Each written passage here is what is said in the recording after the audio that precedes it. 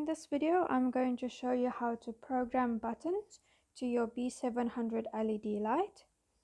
So in order to program it, you have to open the LED light.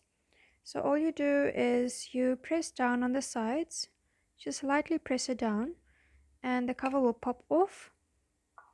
And on the inside, you will see those three little buttons marked R, H, and G. So you just press and hold down the R button. For the sake of the video, I've muted the LED light.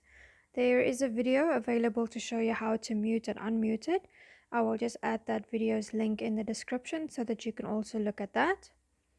So now you have to hold down this R button and press all of the buttons that you want to program to the light. So I'm going to program all 5 of these buttons.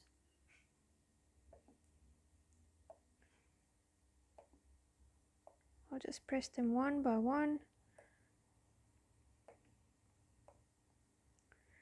Once I've pressed all the buttons that I want to program to the LED light, I can let go of the R button on the LED light PCB. And now when I press these buttons,